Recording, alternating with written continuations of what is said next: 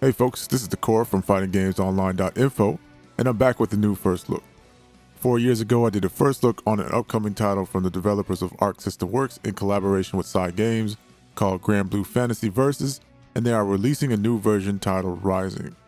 Just recently, they did a beta for the update, and I spent some time with it, and I just want to give you my first impressions. So for this latest first look, we will talk about the progression of Granblue Fantasy Versus leading to Rising, what the new update is bringing to the table, the new game mechanics, and as always, the online experience. For a small recap, Granblue Fantasy was originally a mobile RPG developed by Side Games.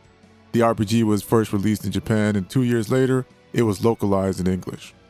The biggest reason for this game's popularity stems from those who were involved in the game's development, and if you want more details on this, then you'll have to check out the first look I did for this game. At their annual Granblue Fantasy Festival, Side Games would reveal that Arc System Works would be helping to bring this mobile RPG into the fighting game genre, and thus Granblue Fantasy Versus was revealed.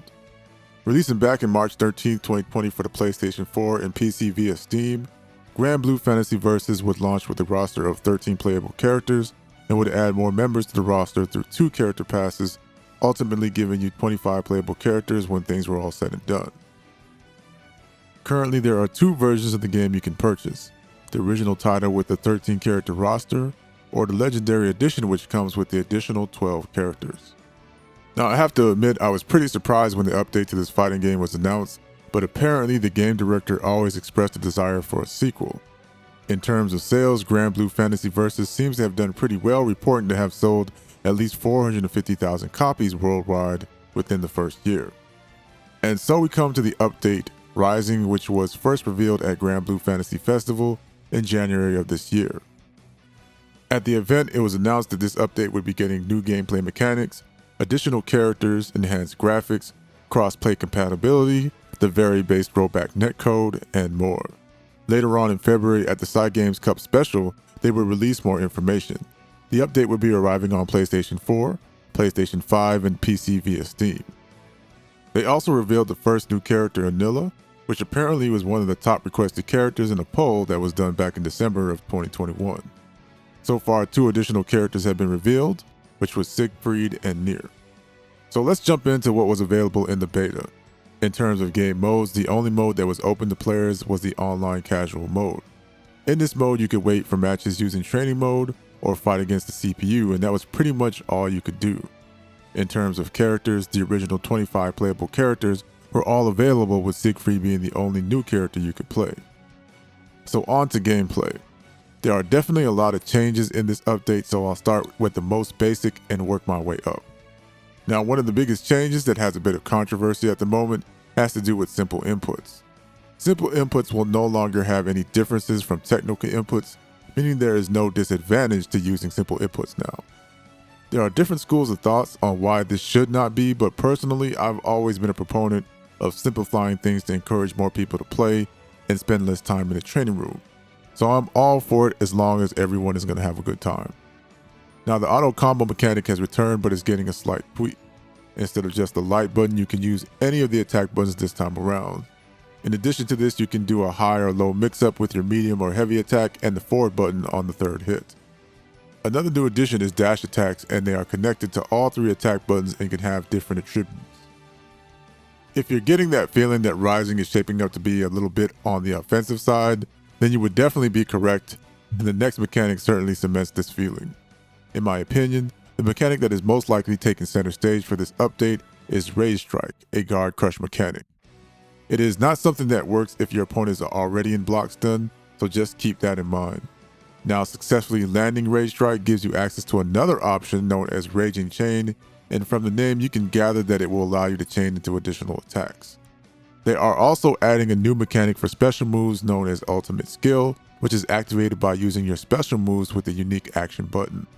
This is definitely giving the returning cast members a fresh coat of paint, so to speak, as there are new animations to show off the attacks.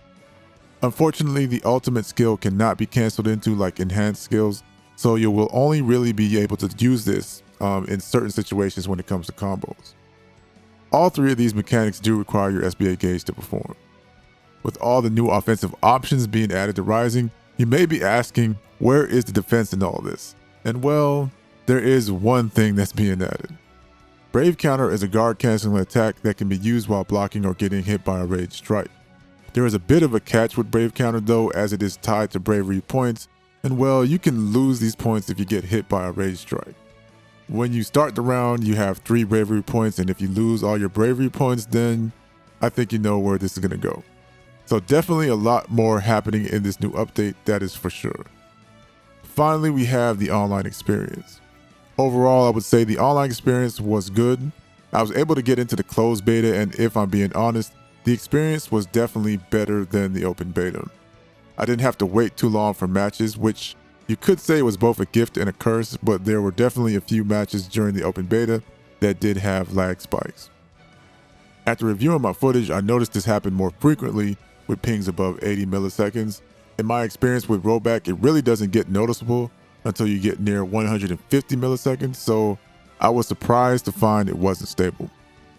While they do have a rollback counter, they got rid of the input delay one, and I wish they had kept it, as it would have just been nice to see what the delay was averaging during those matches.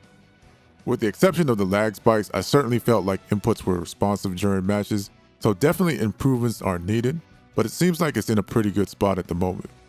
So that was basically my beta experience with Granblue Fantasy Versus Rising. There has been no word yet on when the official release will be. You may have noticed I've said update a few times in this video, but I'm pretty sure this is just a new release, and I don't see this being a free update for the previous game. I do know the release is targeted for this year, and given how far we are in the year, I'm thinking it will be a winter release. I also believe we'll be getting an official release date during EVO 2023, as Cygames is going to have a panel at the official start of EVO this Friday at 10:55 a.m. Pacific. Granblue Fantasy Versus is also an official side tournament at EVO, so I don't know when they're planning to give this big reveals, but I do expect one will be made during this weekend. I definitely think Rising is a step in the right direction. One of the initial things that I liked about the game was its traditional ground-based gameplay, and the new mechanics are adding a little more spice to the game, and I do think it's needed to keep things fresh. I think anyone that is playing Granblue Fantasy Versus or hasn't played in a while has something to be excited about with Rising, and I definitely can't wait to see all the discoveries that come about from the new mechanics that they've added. Honestly, I did not pick up Granblue Fantasy Versus. I was waiting on the definitive version, and just when I thought things were done, they're now dropping the new update, so I'm actually glad that I did wait, given everything that was coming with Rising. Things are definitely rolling for fighting games this year, and I'm certainly glad to see it. As I mentioned before, I will hopefully be coming back with a new first look for Mortal Kombat 1, as the beta is going to be available later this month, so stay tuned.